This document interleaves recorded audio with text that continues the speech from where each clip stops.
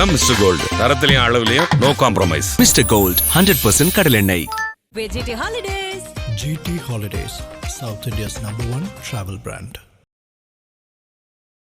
IBC Tamil நேயர்களுக்கு வணக்கம். இன்றைய சிறப்பு நேர்காணலில் நம்மோடு இணைந்திருக்கிறார் அரசியல் விமர்சகர் கண்ணன் அவர்கள். வணக்கம். வணக்கம் ஐபிசி தமிழ் நேயர்களே. இன்று காலையே ஒரு பரபரப்பான செய்தியா மாறி இருப்பது ஓபிஎஸ் அவர்கள் திமுகவுல இணைஞ்சது. ஒரு பக்கம் ஒரு மகிழ்ச்சியான செய்தியா இருந்தாலும் இன்னொரு பக்கம் முன்னாள் அமைச்சர்கள்லாம் அவர் ஒரு துரோகி, அம்மாவால் பரதன்னு சொல்லப்பட்டவர், கடைசியா இவரு எப்படிப்பட்ட ஆளா மாறிட்டார் பாத்தீங்களா? நாங்க முன்னாடியே சொல்லிட்டு இருந்தோம் திமுகவினுடைய பி டீமாக செயல்பட்டார், கடைசியா உண்மை வெளிக்கு வந்துருச்சு.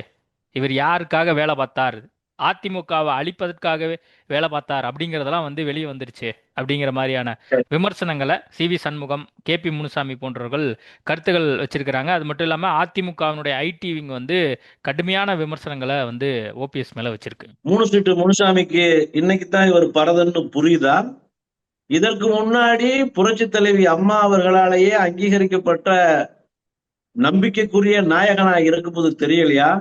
அவர் கெஞ்சும் போது கேதரும் போது இந்த கட்சியை விட்டுட்டு என்னால போக முடியலன்னு சொல்லி மனக்குமுறலை வெளியிடும் போதெல்லாம் இவர்களுக்கு தெரியாதவர்கள் இவரை கேடுகட்டு போனால் பரவாயில்லை, இவரை நீக்கிவிட்டோம், இவரை தூக்கி விட்டோம், பொதுக்குழு செயற்குழுவிலிருந்து இவர் முற்றிலுமாக நீக்கப்பட்டதுதான் என்று சொல்லும் போதெல்லாம் இந்த வியாக்கியானம் பேசுகிற இந்த வேக்களுக்கு தெரியவில்லையா இவர் பரதன் என்பது? இன்றைக்கு ஏன் கத்துகிறார்கள், ஐயோ அம்மா என்று குமுறுகிறார்கள். இனிமே இவர்கள் கத்தினாலும் சரி, கதறினாலும் சரி, ஏன் ஒப்பாரி வைத்தே அழுதாலும் சரி, இவர்கள் தோல்வி என்பது நிச்சயமாக்கப்பட்டு விட்டது. போக அதிமுகவினுடைய தலைமைக்கு 2001 எப்பெல்லாம் தலைமைக்கு பாதிப்பு ஏற்பட்டிருக்கிறதோ, இக்கட்டான சூழல் எப்பொழுதெல்லாம் உண்டாகி இருக்கிறதோ, அப்பொழுதெல்லாம் நம்பிக்கை நாயகனாக, நம்பிக்கைக்குரிய நபராக, ஆபத் பாண்டவனாக, அனாதரச்சனாக இருந்தவர் ஓபிஎஸ். பதவிக்காக மட்டும்தான் இந்த மாதிரியான விஷயங்களை அவர் பண்ணாரு அப்படிங்கிற குற்றச்சாட்டும், பச்சோந்தியாக ஓபிஎஸ் மாறிவிட்டார் அப்படிங்கறதான் இப்ப குற்றச்சாட்டு. கட்சியில முக்கிய பொறுப்பு, எம்எல்ஏ, அமைச்சர், முதலமைச்சர், துணை முதலமைச்சர், ஒருங்கிணைப்பாளர், இத்தனையும் அவருக்கு கொடுக்கப்பட்டிருக்கு. என்னவா இப்ப கடைசியா போய் நிக்கிறார் அப்படிங்கறதான ஒரு கேள்வியா இருக்கு. ஓபிஎஸ் அடைந்த ஒட்டுமொத்த உயரத்திற்கும் அதிமுகவும் அம்மாவும் தான் காரணம். மாற்றமில்லை, மறுப்பதற்கான அம்மா கட்சியே தேவையில்லைன்னு போயிட்டாரு. இன்றைக்கு அம்மா கட்சி இருக்கிறதா? அதிமுகவாக இருக்கிறதா? புரட்சி தலைவரால் ஆரம்பிக்கப்பட்ட அதிமுக புரட்சி தலைவர் ஆரம்பித்த கட்சியாக இருக்கிறதா? புரட்சி தலைவியால் வழிநடத்தப்பட்ட அதிமுக அவர் வழிநடத்தப்பட்ட கட்சியாக இன்றைக்கு இருக்கிறதா? அதுதானே பிரச்சனை. அதிமுகவை சிதைத்தாச்சு, சின்னாபின்னப்படுத்தியாச்சு. அதிமுகவினுடைய ஆன்மாவான விதியை திருத்தி எடப்பாடிக்கான விதியா மாற்றி 10 மாவட்ட செயலாளர் முன்மொழிய வேண்டும், 10 மாவட்ட செயலாளர் வழிமொழி வேண்டும், 10 ஆண்டு காலம் உறுப்பினராக இருக்க வேண்டும், 5 ஆண்டு காலம் தலைமை கழக நிர்வாகியா இருக்க வேண்டும், எடப்பாடி என்ற பெயர் எடப்பாடியில் பிறந்திருக்க வேண்டும், சிலுவம்பாளையம் பழனிசாமி என்ற பெயர் வைத்திருக்க வேண்டும்ங்கிறதா இல்ல. மத்த எல்லா சம்பவமும் போட்டாச்சு. இப்ப இருக்கிறது அதிமுகவா? இல்ல, இது அண்ணா திராவிட முன்னேற்ற கழகம் இல்லை. ஓபிஎஸ் அவங்களுடைய ஆட்களை கூட்டிட்டு போய் அதிமுக அலுவலகத்தை என்ன பண்ணாரு? அம்மா உட்கார்ந்த சேரை உடைக்க பார்த்தாங்க, அங்க இருக்கக்கூடிய கதவுகளை உடைச்சாங்க. ஒரு மன்னிப்பு கடிதம் கொடுத்திருந்தா இந்த பிரச்சனையெல்லாம் வந்திருக்காது இல்லையா அப்படின்லாம் அதிமுக சேர்ந்த முன்னாள் அமைச்சர்கள் கேட்கிறாங்க. எவன்ட மன்னிப்பு கடிதம் கொடுக்கறது? மன்னிப்பு கடிதம் கொடுக்குற அளவுக்கு எவன் அங்க யோக்கியமா இருக்கான்? அம்மா வாழ்ந்த வீட்டை கொள்ளையடிச்சது யாரு? கொலை செய்தது யாரு? வீட்டுல எம்ஜிஆரின் ஆன்மான்னு சொன்னாரு. என்னுடைய விதி தொண்டர்களுக்காக வழங்கப்பட்ட உரிமைங்கிறது எம்ஜிஆருடைய ஆன்மான்னாரு. நம்ம இந்தியன் கான்ஸ்டிடியூஷனுக்கே ஆன்மா ஒண்ணு இருக்கு, பிரியாம்பிள்னு சொல்லுவாங்க. அந்த ஆன்மா சிதையாமத்த சட்டம் இயற்றணுங்கிறது நம்ம கான்ஸ்டிடியூஷன் சொல்லுது. நம்ம கான்ஸ்டிடியூஷனை உருவாக்குன முன்னோர்களும் மூத்தவர்களும் டாக்டர் அம்பேத்கர் உட்பட கமிட்டியில இருந்தவங்க எல்லாம் எதனாலும் திருத்தல, இந்த ஆன்மாவை திருத்தக்கூடாதுன்னு பிரியாம்பிள் ஒண்ணு உண்டாக்கி வச்சிருந்தாங்க. சோசியல் செக்குலர் ஸ்டேட்டா இந்தியா இன்னைக்கு இருக்குன்னா அந்த பிரியாம்பிள் தான் அதுக்கு காரணம். அப்படியாப்பட்ட ஆன்மாங்கிறது அதிமுகவிற்கு தொண்டர்களால் தலைவர் தேர்ந்தெடுக்கப்படுங்கிறது. அதுவே இவங்க திருத்திட்டாங்களே. பேசுனீங்கன்னா இப்போ அம்மாவுடைய ஆன்மா இப்ப ஓபிஎஸ் மன்னிக்குமா அப்படிங்கிற அளவுக்கு கேள்வி கேட்க ஆரம்பிச்சிட மாட்டாங்க? புரட்சி தலைவரும் புரட்சி தலைவியும் சேர்ந்துதான் திமுகவை வளர்த்தார்கள். உதய சூரியனின் பார்வையிலே உலகம் எழுத்தி கொண்ட வேளையில் சொன்னது யாரு? சூரியன் உதிச்சதுங்க இங்க அம்மா கடைசியா சொன்னது என்ன? தீய சக்தி திமுகன்னு 100 முறை இல்ல, கிட்டத்தட்ட எத்தனையோ முறை வந்து சொல்லியிருக்கிறாங்க அப்படிங்கறதா அவங்க தரப்பு வாதமா இருக்கு. அதெல்லாம் தனக்கு சாதகமா அவங்க எடுத்துக்கிட்டு பேசுற பேச்சு. அம்மா கட்சி இன்னைக்கு இருக்கா? அம்மாவுக்கு தானே பொதுச் செயலாளர் பதவி கொடுத்தோம், நிரந்தரமான பொதுச் செயலாளர் பொதுக்குழு தானே கொடுத்துட்டு. இந்த எடப்பாடி எதுக்கு அதை எடுத்தாரு? அதை அன்னைக்கு இந்த சீட்டு சண்முகத்துக்கு வாயில பணம் வச்சிருந்தாரா? கேபி முனுசாமி வாயில எதுவும் பலாக்கொட்டைகள் இருந்துச்சா? கேட்டிருக்கணும்ல. அம்மாவுக்கு கொடுத்ததை எதுக்கு எடுக்கிறீங்கன்னு கேட்கணும்ல. தர்ம யுத்தம் எதுக்காக நடத்தினாரு? தர்ம யுத்தம் 2.0 எதுக்காக நடத்தினாரு? எல்லாரும் தர்ம யுத்தம் ஒன்றிணைந்து எப்படி எதுக்காக சொன்னாரு? பாஜக சொல் பேச்சு கேட்டுதான் நான் வந்து கடைசியா ஒன்றிணைஞ்சேன் அப்படின்னு சொல்லி சொன்னாரு. இவர் மேல இருந்த அந்த கிரெடிபிலிட்டி கொஞ்சம் கொஞ்சமா குறைஞ்சிட்டு வருது அப்படிங்கறதா இப்போ ஒரு பார்வையா இருக்கு. ஒரு பக்கம் இது சந்தோஷமான செய்தி, அரசியல் ரீதியாக ஒரு மதிப்பு வந்திருக்கலாம், ஒரு பதவி வரலாம் அப்படிங்கிற ஒரு சூழல் இருக்கும்போது, மக்கள் மத்தியில அந்த மதிப்பு மரியாதை எந்த அளவுக்கு இருக்கு அப்படிங்கிற ஒரு பிரதான கேள்வி இருக்குல்ல. கிரெடிபிலிட்டியிலே முழுவதுமாக இழந்த எடப்பாடினாலதான் 8 தோல்வி எடப்பாடி 10 தோல்வி பழனிசாமி என்று அன்போடு அழைக்கப்படுறாரு. கிரெடிபிலிட்டி போனதுனாலதான் தொடர் தோல்விகளை தொடர்ந்து சந்திக்கிறாரு. கிரெடிபிலிட்டி போனதுனாலதான் வெற்றியின் சின்னமான இரட்டையில தோல்வியின் சின்னமா மாறி இருக்கு. புரட்சி தலைவர் எம்ஜிஆர் காத்திருக்கலாமே சார், இருக்கும்போது ஓபிஎஸ் பொறுமை காத்திருக்கலாமே. என்ன சார் அவசரம்? ஒரு தேர்தல்ல போட்டியிடாமட்டா என்ன சார் அவசரம் அப்படின்னு கேட்க மாட்டாங்களா? இப்ப கேசி பழனிசாமி கூட எல்லாம் டிராவல் பண்ண ஆள் தான், அவர் பதிவு போட்டிருக்காரு. கொஞ்சம் பொறுமை காத்து இருந்திருக்கலாம், எலெக்ஷன் முடிகிற வரைக்கும் கொஞ்சம் சைலண்டா இருந்திருந்தா கொஞ்சம் நல்ல முடிவா வந்திருந்திருக்கும், கொஞ்சம் அவசரப்பட்டார் போல இருக்கே அப்படிங்கிற மாதிரி பதிவு போட்டிருக்காரு. இது அவசரப்படல. பொறுமைக்குன்னு ஒரு உதாரணத்தை சொல்லணும். பொறுமைக்கு ஒரு வியாக்கியானம் கொடுக்கணும்னா அதுக்கு பேர் பன்னீர்செல்வம் தான் சொல்லுவாங்க. அவ்வளவு பொறுமைசாலி. ஆனா இனிமே எடப்பாடி தலைமையை எப்படி ஏத்துக்கிறது? எடப்பாடி இருக்கிற இயக்கத்தை எப்படி இது அதிமுகன்னு ஒத்துக்கிறது?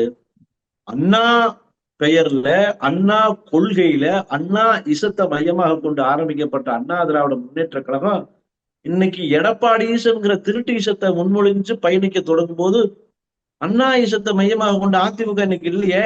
எடப்பாடி திராவிட முன்னேற்ற கழகம் மாறிடுச்சு. அதாவது கிட்டத்தட்ட பொதுக்குழு உறுப்பினர்கள், முன்னாள் அமைச்சர்கள் எல்லாமே அவங்க பக்கம் தானே இருக்காங்க. பக்கம் இருக்கிறதுனாலதான் அவர் வெற்றி பெற்றதாக தோற்றமளிக்கிறது. மக்கள் மத்தியில் வெற்றி பெற்றாரா? கட்சியை யார் வேணாலும் வச்சுக்கலாம் சங்கர், கட்சியை யாருனாலும் கபலீகரம் பண்ணலாம். மக்கள் மனங்களை வென்றெடுக்க தான் தலைவனாக முடியும். மக்களுக்கான தலைவன் அப்படித்தான் உருவாக முடியும். ஒரு கம்பெனியில போய் டைரக்டர்களை தனக்கு சாதகமா பயன்படுத்திக்கிட்டாச்சுன்னா அந்த கம்பெனிக்கு அவன் ஓனர் ஆயிடலாம். அது மாதிரி கட்சியில செயற்குழு பொதுக்குழு உறுப்பினர்களை விலை கொடுத்து வாங்கியாச்சுன்னா எடப்பாடி மாதிரி கட்சி தலைவர் ஆயிடலாம். மக்கள் தலைவர் ஆக முடியுமா? எடப்பாடிங்கிறவர் யாரு? மக்கள் தலைவரா ஓபிஎஸ் இருக்காரா? மக்கள் ஏத்துக்கிட்டாங்களா அப்படிங்கறத நான் கேக்குறாங்க. அவங்க மக்கள் தலைவரா இருக்க போய்த்தானே ஓபிஎஸ் நின்ன இடத்துல ஏடிஎம்கே டெபாசிட் போகுது. மக்கள் ஓட்டு போட்டதுனாலதான் ஓபிஎஸ் ஆல 2வது இடம் வர முடியுது, 3 லட்சம் ஓட்டு வாங்க முடியுது. கட்சி இருக்கு, கொடி இருக்கு, சின்னம் இருக்கு, வேஷ்டி இருக்கு, அமைப்பு இருக்கு, கட்டமைப்பு இருக்கு.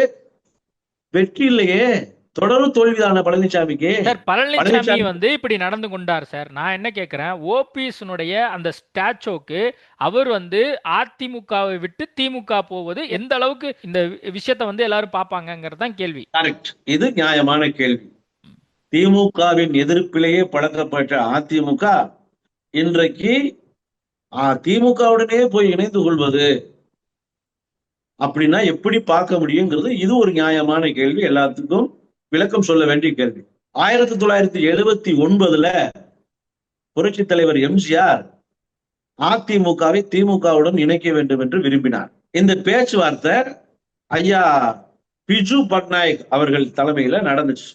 அன்னைக்கு அவர் மத்திய அமைச்சராக இருந்தாரு, ஒரிசாவுக்கு முதலமைச்சராகவும் இருந்தார். ஒரு ஸ்டேட் பாலிடிக்ஸ் பண்றதுங்கிறது, ஒரு ஸ்டேட் பாலிடிக்ஸ்ல ஒரு நல்ல கட்சி 2ஆ பிளந்து போயிடக்கூடாது. காங்கிரஸ் வலுவடைந்தால், காங்கிரஸ் வலுவான கட்சியா இருந்தா ஒவ்வொரு ஸ்டேட்டையும் கபலீகரம் செய்வாங்க. அப்ப 75 எமர்ஜென்சியினுடைய சூடுகளை நம்ம எல்லாம் பார்த்திருக்கிறோம், அனுபவிச்சிருக்கிறோம்.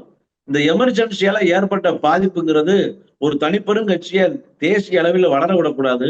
அதனால மாநில கட்சிகள் பலமா இருக்க வேண்டும்ங்கிற விஷயத்தை முன்மொழிச்சு அதை வலியுறுத்தி திமுக அதிமுகவை இணைப்பு ஏற்பட வேண்டும் என்று சொன்னார். அதை புரட்சி தலைவர் எம்ஜிஆர் அவர்களும் ஐயா கலைஞர் கருணாநிதி அவர்களும் ஏற்றுக்கொண்டு 1979 பேச்சுவார்த்தை நடந்து புரட்சி தலைவர் எம்ஜிஆர் முதலமைச்சராகவும் திமுகவினுடைய தலைவர் கருணாநிதியாகவும் ஏற்றுக்கொள்ளப்பட்டது. அண்ணா திராவிட முன்னேற்ற கழகத்தை மறுபடியும் திமுகவுடைய இணைத்து விடுவது என்கிற கனவு அன்றைக்கு நனவாமல் போனது. இன்றைக்கு ஓபிஎஸ் ஆல் அது நனவாகி இருக்கிறது. ஒரு ஓபிஎஸ் சேர்ந்தா உண்மையிலே அதிமுக திமுக ஒன்றிணைஞ்ச மாதிரி ஆயிடுமா? இப்ப நீங்களே அவன் ஓபிஎஸ் ஓபிஎஸ் ஆதரவாளர்னு ஓட்டு கடந்த போட்டாங்க பேட்டிகளா மக்கள். வந்தீங்க. இப்போ வந்து திமுகன்னு போட வேண்டியதா இருக்கும். அதனால இப்ப சங்கடப்பட்டு நீங்க அரசியல் விமர்சகர்னு வர்றீங்க. திமுகவுக்கும் அதிமுகவுக்கும் கொள்கை வேறுபாடு கிடையாது. ம், இங்க இங்க வந்து தேசியத்தை விட திராவிடம் தான் முக்கியம். ம், இங்க வந்து சமத்துவம், சகோதரத்துவம், சமாதானங்கிறத பேசுவோம். இருமொழி கொள்கையை தான் சொல்லுவோம். மாநில உரிமை, மாநில சுயாட்சி தான் இங்க தேவைன்னு சொல்லுவோம். ஆனா இதற்கெல்லாம் முற்றிலும் முரணானது காங்கிரசும் சரி, பாஜகவும் சரி.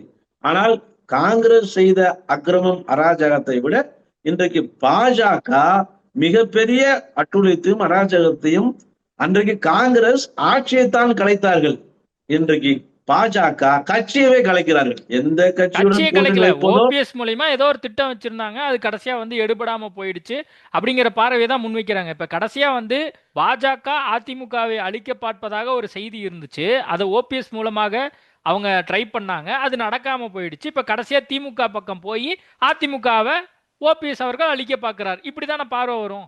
இப்ப திராவிடத்தை காக்க வேண்டிய தேவை வந்து விட்டது. ம், ஏற்கனவே அண்ணா திராவிட முன்னேற்ற கழகத்துல இருக்கக்கூடிய நம்ம சிலுவம்பாளையம் சின்னசாமிங்கிற எடப்பாடி பழனிசாமி திராவிடம்னா என்னன்னு கேட்கும்போது அது எனக்கு தெரியாது, அது படிச்சவங்கிட்ட போய் கேட்கணும்ட்டு. அது சார் மாதிரி இப்ப வேல் கொள்கையை பத்தி யாத்திரை பேச வேண்டிய நேரம் இல்ல சார். இப்போ ஓபிஎஸ் அவர்கள் முரண்பட்ட ஒரு நிலைப்பாடை எடுத்து இப்ப திமுகல சேர்ந்திருக்காரு. தம்பி, இந்த அதுலயே வந்து கொள்கை அவர் வந்து பதவிக்காக மட்டும்தான் இந்த ஒரு முடிவு எடுத்திருக்கிறாரா? அவருக்கு வந்து தம்பி எந்த பதவி கொடுக்க போறாங்க அப்படிங்கிற மாதிரியான கேள்விகளும் மக்கள் மத்தியில, என்னடா இவர் இப்படி பண்ணிட்டாரே, ஜெயலலிதா வந்து அவ்வளோ விஷயம் வந்து இவங்களுக்காக பண்ணி கொடுத்துருக்காங்க, கடைசியா இப்படி முடிவு எடுத்துட்டாங்களே அப்படிங்கிற ஒரு குமரலையும் நம்ம கேட்க முடியுது. இப்ப நான் வந்து தம்பி வண்டியில கொள்கை வரும்போது கேப் டிரைவர் இந்த செய்தியை பார்த்துட்டு அவர் வந்து ரொம்ப வருத்தப்பட்டாரு. நிறைய பேர் வருத்தப்படுறாங்க. ம், அது உண்மைதான், வாஸ்தவம் தான். கேப் டிரைவர் மட்டும் இல்ல, ம், ஆட்டோ டிரைவர், பொதுமக்களின் அடித்தட்டு மக்கள், அதிமுக மீது அக்கறை கொண்டிருக்கிற ஒவ்வொருத்தருக்குமே இது வந்து வருத்தமான செய்தி தான். மறுக்கவும் முடியாது, மாற்றவும் முடியாது. ஆனால் இப்படி ஒரு செய்தி நிகழ்வதற்கு யார் காரணம்? இவரை இந்த நிலைக்கு தள்ளியதற்கு யார் காரணம்? இவர் வேண்டாம் என்றாரா? அதிமுகவுக்கு நான் வரமாட்டேன்னாரா? அதிமுகவுக்கு எதிராக இவர் செய்த சதிதான் என்ன? எடப்பாடி போல் உண்டு அதிமுக விட்டு அலுவலகத்தை போட்டு விரட்டலாம். உடைச்சது, இதுதான் சதி. எங்க அலுவலகத்தை தம்பி அலுவலகத்தை உடைச்சது சட்டப்பேரவையில குற்றம். சட்டப்பேரவையில கருணாநிதியை புகழ்ந்து பேசினது, இதுதான் வந்து சதி. கருணாநிதி எடப்பாடி புகழ்ந்து பேசலையா? இவர் எப்படி புகழ்ந்து பேசினாரு? திராவிட கட்சி தொடங்கும் போது எங்க அப்பா கருணாநிதியினுடைய வசனத்தை பேசுவாரு, எங்களுக்கு எல்லாம் சொல்லி தருவாரு. கருணாநிதி எழுதின வசனத்தான தம்பி புரட்சி தலைவர் எம்ஜிஆர் பேசினாரு. அவங்க ரெண்டு பேரும் சேர்ந்து தானே திமுகங்கிற ஒரு கட்சியவே வளர்த்தாங்க. ம். திமுகவை வளர்த்தது யாரு? எம்ஜிஆர் தானே. கலைஞர் இப்ப கருணாநிதியை திமுக முதலமைச்சர் வளர்த்துவதற்காக ஓபிஎஸ் அங்க போயிருக்காரோ? திமுக இன்னும் வளரணும், பலவீனமா இருக்கு, தோல்வி பயத்துல இருக்கு அப்படிங்கறதுக்காக வந்து அவரு வளர்த்துறதுக்காக போயிருக்காரோ அப்படிங்கிற கேள்வியை தான் எழுப்புறாங்க. இப்ப திமுக ஏற்கனவே வளர்ந்து போய்தான் இருக்கு. திமுக வந்து என்னைக்குமே இல்ல, காங்கிரஸ் இருக்குமா இல்லையான்னு தெரியல. அதனால நம்ம ஓபிஎஸ் கூப்பிட்டுப்போம், தேமுதிகவை கூப்பிட்டுப்போம். அதனால அப்படிதான் அவங்க வந்து அவங்க பிளான் போடுறாங்க.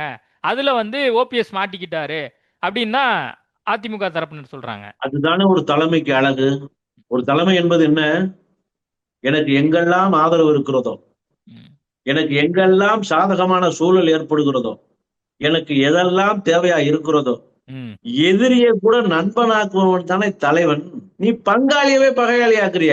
இல்ல, எதிரிய கூட நம்ம வந்து ஒரு கட்டத்துல வந்து எதிரி அப்படின்னு நம்ம ஐடென்டிஃபை பண்ணிட முடியும். நண்பனா இருந்து கொண்டு இப்ப எதிரியா மாறிட்டாரு, பச்சோந்தியா இருக்காரு, எப்படியெல்லாம் இவரோட யாரு? நிலைப்பாடு மாறிடுச்சுன்னு சிவி சண்முகம் நீ கேக்குறாரு. அது இது ஒரு விஷ சந்து. அதுக்கெல்லாம் ஒரு அது பேசுறதுக்கெல்லாம் ஏன் ஓபிஎஸ் காலி பண்ணும் போது கட்சி விட்டு காலி பண்ணாங்கல்ல, அப்ப இந்த சண்முகத்துக்கு எங்க வச்சு அறிவு மண்டையில மூளை இல்லையா? ஓபிஎஸ் எதுக்கா காலி பண்றீங்க சொல்ல வேண்டாமா?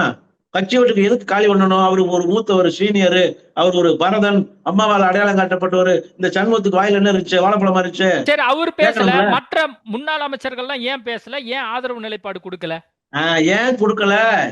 எதுக்குன்னா அவனுக்கு அவன் சுயநலம் முக்கியம். அதுதான் கேக்குறேன். இப்ப சுயநலத்தின் ஒரு மொத்த உருவமாக ஓபிஎஸ் இருக்கார் அப்படின்னு சொல்லி கேபி முனுசாமி சொல்றாரு. யாரு? நம்ம மூணு முனுசாமியா? அது அதிமுகவுக்கு பெரிய சனிசாமி. அந்த கட்சிக்கு எடுத்ததுல முனுசாமிக்கு ஒரு மிகப்பெரிய பங்கு உண்டு. அதாவது நம்பி ரொம்ப நம்ம பேச வேண்டாம். இவங்க பூரா சுயநலத்தினுடைய சூனியர்கள். ஓபிஎஸ் அப்படிதானா?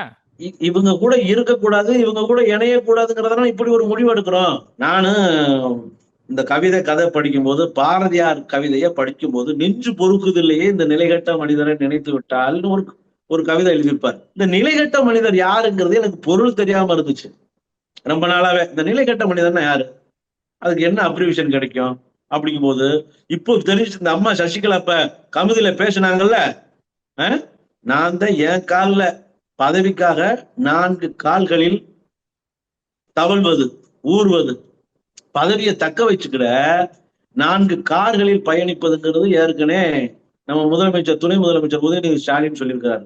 இவரு பதவி தந்தவர்களையே கூசாமல் நாயின்னு விமர்சிக்கிறது, உண்ட வீட்டுக்கு 2 கண் செய்யறது, கூட இருக்கிறவங்களுக்கே குழிய பறிப்பது, நன்றி மறப்பது, நன்றி என்ற சொல்லையுமே துறப்பதுங்கிற ஒரு செயலில் இருந்தவர் தான் நிலைகட்ட மனிதன் அப்படிங்கிறது நம்மளுக்கு பொருளா கிடைக்குது.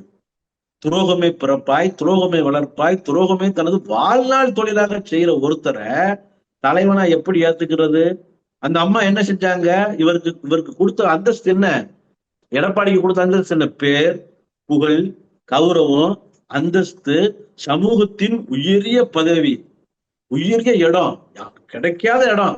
அப்படி பதவியை கொடுத்தவங்களுக்கு கொலை செய்ய பாக்குறது, ஈமச்சடங்கு செய்ய விடாம தடுக்கிறது, பரோல்ல வட விடாம முடக்கிறது.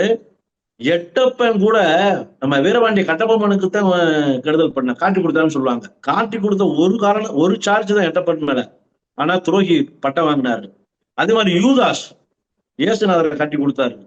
யூதாஸ் பண்ண ஒரு துரோகம் தான், ஆனா இன்னைக்கு வரைக்கும் யூதாஸுங்கிற பேர்ல துரோகத்தின் உச்சமா இருக்கு. அதே மாதிரி இவங்க ஒவ்வொரு துரோகத்துக்கும் இவங்க இவ்வளவு பெரிய குற்றச்சாட்டை சுமந்தாங்கன்னா, இப்படி சுமந்தாங்கன்னா, எடப்பாடி செஞ்ச துரோகத்தெல்லாம் பார்த்தவன எப்படி செய்யுது? கோயில் கட்டி கும்பிட வேண்டியவங்களை குழி தோண்டி புதைக்க நினைப்பது, கொலை செய்ய துடிக்கிறது. அப்படிங்கும்போது இந்த ஒட்டுமொத்த துரோகத்தின் ஒரே வடிவம் எடப்பாடியா தெரியல. அந்த எடப்பாடிய தலைவனா எப்படி ஏற்றுக்கொள்வது? எடப்பாடி இருக்கிற தேர்தல்ல மக்கள் முடிவு பண்ணுவாங்க. அதே மாதிரி இப்போ ஒரு அண்மை செய்தி ஒண்ணு பார்த்தேன். அவருக்கு திமுகல ஒரு முக்கிய பதவி கொடுக்கப்பட போகிறது அப்படின்னு ஒரு செய்தி. இடைப்பொதுச் செயலாளர் அல்லது கட்சியை வழி நடத்த போறார், ஒருங்கிணைப்பாளர் மாதிரி அங்க ஒரு முக்கியமான ஒரு பதவி கொடுக்கப்படுகிறதுன்னு ஒரு அண்மை செய்தி. திராவிட இயக்கத்தினுடைய பெருந்தகை முத்துவேல் கருணாநிதி ஸ்டாலின் அவர்தானே முடிவு பண்ணுவாரு. ஓபிஎஸ் ஐயா இன்னைக்கு திமுக ஒரு அடிப்படை உறுப்பினர், அவ்வளவுதான். இனிமே திமுகவுடைய தலைவர், திராவிடத்தை காக்கின்ற முதல்வர், திராவிட ஆட்சியை நடத்துகின்ற ஒரு பெருந்தகை, அவர்கிட்ட தான் முழு பொறுப்பு போடுச்சாச்சு. ஓபிஎஸ் ஐயா உறுப்பினராகவே இருக்கணுமா, நிர்வாகியா மாறணுமா, தலைமை கழக பொறுப்புல வகிக்கணுமாங்கிறத, அவருக்கு அந்த பொறுப்பை கொடுக்க வேண்டிய முழு அதிகாரமும் முழு உரிமையும் முதல்வருக்கு மட்டுமே இருக்கிறது. ஓகே, நிறைய விஷயங்கள் குறித்து பேசியிருக்கோம். நேர்காணல் கொடுத்ததுக்கு மிக்க நன்றி. நன்றி, வணக்கம். அதான் மிஸ்டர் கோல்டு, தரத்திலையும் அளவுலையும் நோ காம்ப்ரமைஸ். மிஸ்டர் கோல்ட் 100% கடலெண்ணெய். VGT Holidays. GT Holidays, South India's #1 travel brand.